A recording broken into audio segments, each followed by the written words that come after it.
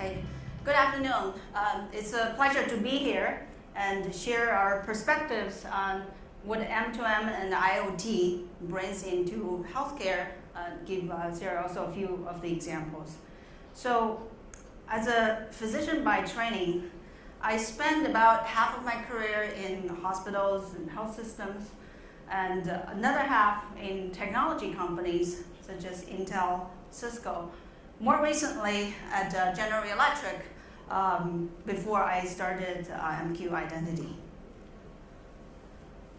So when I first joined GE about 3 years ago, with the global software team to define what we later named the industrial internet, there was great enthusiasm on machine health monitoring.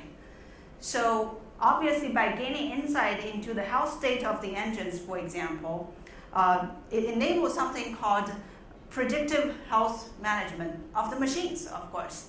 And that allows timely diagnostics and the maintenance of the machines, which is an important pillar of the industrial IoT. So now I came to GE. I was frankly a little bit worried. It's a traditional industrial company. How are the engineers there going to receive someone, look at someone with actually a medical degree? But in fact, by surprise, they were very much excited when they heard that I had an MD.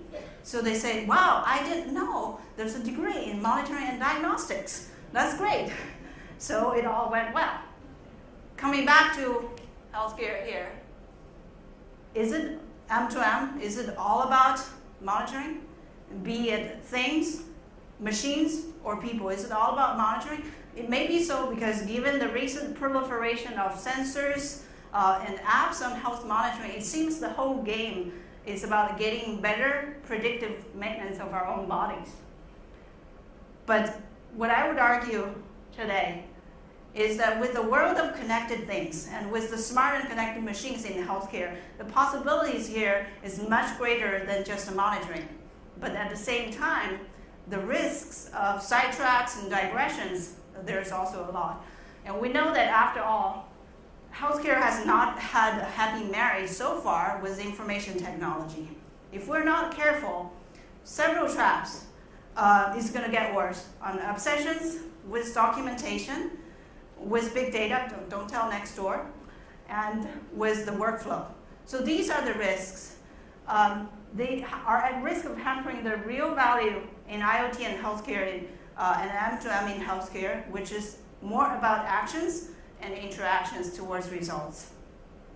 So first, I'm going to address those 3 areas of risk we call documentation, health, the big data tsunami, and the workflow enslavement. The electronic health record has finally reached massive adoption level, at least in the United States. So in Kaiser Permanente, one of the innovation officers once said that we had reasonable success record with EHR implementation. We did it in waves, go through different hospitals, so they learn from each other. Every time we push out a wave, 15% of doctors would retire. So that tells a lot about their complaints. EHR a lot is about 90% documentation and billing. Very few about communication and interaction. 30% of the physicians in the US say EHRs actually makes it more difficult for them to find relevant information about the patient. Now envision that world with more and more sensors, more and more devices, and more machines. This problem is at risk of being aggravated with these set of more and more devices and machines. So hospital administrators are already saying, okay, EHR is our only single source of truth for the medical information. All the rest of the device data needs to go there. Well, I see risks of staff and physicians being inundated by having to integrate multiple sources of data into the EHR, and the EHR becoming a big data warehouse that offer little insight. M2M and IoT technologies should be able to bring more insight onto the devices rather than creating burdens of documentation. Talking about data again, it's not nothing against the next door. Recently, the catchphrase of big data has spread from my technology side of the friend circle to the clinical side of my friend circle. And that is usually a sign when something gets really massively adopted or overhyped. The question is, do more data, more monitoring data, for example, really create better outcomes? So for the healthcare audience here, question is, which event saved more lives within its first 10 years? Water sanitization or the Human Genome Project? The latter decoded the human DNA with 13 billion base pairs and spent 10 years, and up to today, the tangible outcome is still more or less disappointing. That's despite with the huge amount of data. Do doctors always want more data? A lot of physicians actually don't know what to do with the large, huge amount of health monitoring data because they simply don't have the time or the ability to sift through huge amount of data and have meaningful decisions. The notion that let's create as much data as possible today and figure out how to use them tomorrow is about putting investment today and risk today and delaying the return until tomorrow. Now there's a huge potential for IoT and M2M technologies to reverse that sequence and have the action today and figure out more things tomorrow. Third thing, workflow. This has been very effective in manufacturing. The process of Six Sigma, Lean, been gaining popularity recently in healthcare and hospitals. But the question is, hospitals and healthcare cannot be and should not be really turned into factories. So in manufacturing, every single unit of a component should be the same. Every time you run a process, the same sequence. But in healthcare, it's exactly the opposite that should attract our attention. The most important decisions in healthcare are made to responding to variations, abnormalities, and unexpected events. So our knowledge workers, the physicians, are trained to react to them and make decisions in changing environment. When we bring M2M technologies to this environment, they must empower the knowledge workers rather than inhibit them or make them do things. So that's why I agree very much with the CEO of Tata Consultancy that workflow should be killed. And why? Because work should flow, work should not flow, work should get done. The technology we put in should solve the problem within the right time window with the right person at the time. So how to take technology to healthcare to avoid these three things: documentation hell, big data tsunami, and workflow enslavement. We need to remember that there are two worlds here. First world is what you see when you walk into an emergency department in a hospital. It is unstructured, it is event and response based, a lot of exceptions, and this is run by knowledge workers and responsive machines. Responsive machines are machines that are aware of the situation and respond to the need. The second world is very well structured, data process driven, is the back end of the front end world that should support the front end. This system is more predictable and more repeatable, but it is run by computers and automated systems. The key is when the two systems should interact, they should not be hindering each other. The important things on actions, responses, and interactions in the first world should not be inhibited or bottlenecked by the need or our desire to create and to maintain that second world. So how does it really happen in healthcare in this two world? Some of the situations and examples I will explain there.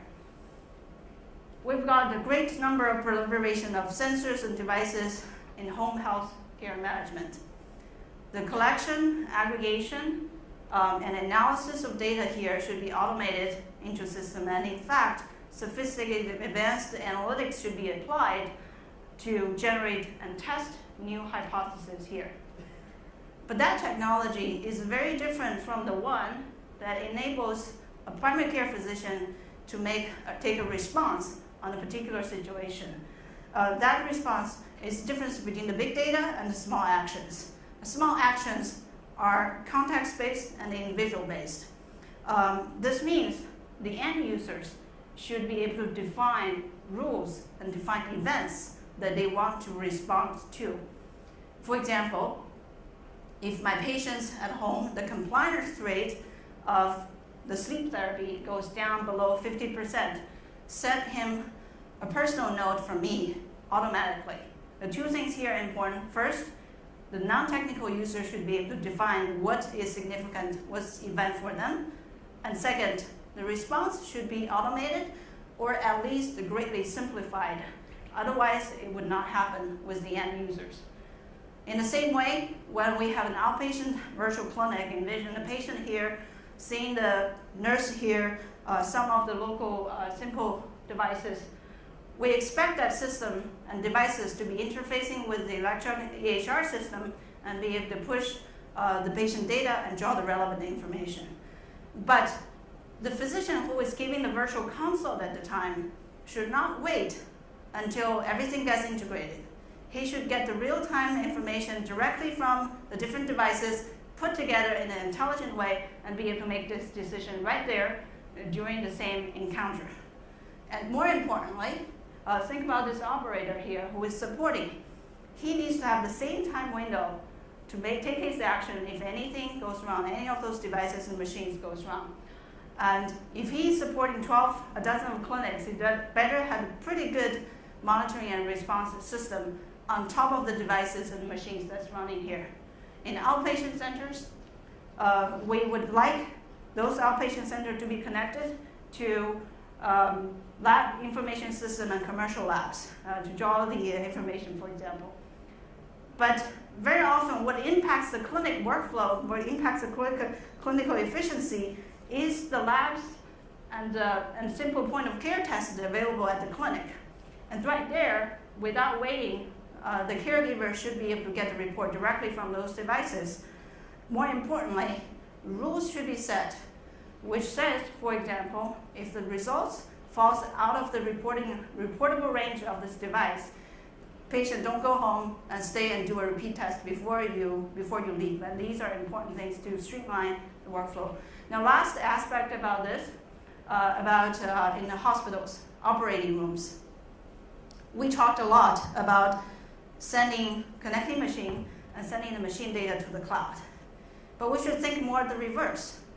We should push more business relevant information to the machines so they are aware of the situation going on and can respond accordingly. Connecting machines in operating rooms should be able to auto-configure based on what is the next procedure coming up within the OR scheduling system. But wait, we're in a hospital here, right? So exceptions happen, disruptions happen. And that's why the decision maker in the middle must have a much better sense and pulse on the equipment, their availability, and their status as much as possible to make the decision, am I able to insert this emergency surgery at this time? And her role is somewhere sitting in between the structured world and the chaotic world, and that job no one can replace. And we can use technology that understand the real-time events to make her life easier. So I won't go a lot into the technology systems that require for this to happen. The key point here is that when we talk a lot about health monitoring, healthcare, or telehealth, look at the 3 layers of technology. Here, I usually put them into infrastructure, middleware, and the apps or applications. We have been looking mostly at the sensors and devices and gateways, and on top of that, building the apps. But a lot is yet to be done in the middleware layer, where you have the modeling of the devices and abstraction, you have the data management, you have device management, and more importantly, event management and rules management to make the actions happen actually within the real-time window of the events that are happening within the healthcare enterprises. And that will lead to opportunities for clinical and operational optimization beyond these 2 areas we've been looking at. So ran through so that I can give 2 examples. So MQIdentity has been piloting its technology in a large healthcare system in the US. This is a 30-site telemedicine system. It's a hub and spoke model where the physician is sitting in the hub and giving consults to patients at the EDs and ICUs of multiple sites. The problem was, without M2M, without event response system, was that people spend a lot of time watching the system to make sure it's fine. So the operator, Greg, he comes in every day, he calls every system, make sure it's up, it's working, it's right, and he repeats this every day. Even so, when emergency cases happen, there are always systems down, always on unexpected events. So what we enable him to do, on top of establishing the awareness of the states of these endpoints and devices, is to give them a tool to define what he's interested in. That's his events, his operational events. He says if a system is off network, I'm not watching anymore, send me an alert, for example. He says that if a doctor tries 3 times, 3 failures consecutively, send me an alert because I don't want to get upset and call me first. I'm going to have to respond to this. And he says if 2 of those 2 devices both down at one single site, if it's midnight, if it's 3 in the morning, I still need to be woke up, but not other events. So physicians too, when they have multiple consults during multiple hospitals, often the consult will last about 2 to 4 hours because patient goes through tests. They watch and wait a lot because as the care goes through, patient goes through tests, goes through imaging, everything, they don't have to intervene all the time, they just watch. But now they set up events, rules for clinical events. So if the imaging study is ready, if there's new things coming in through the system, let me know, then I'll respond.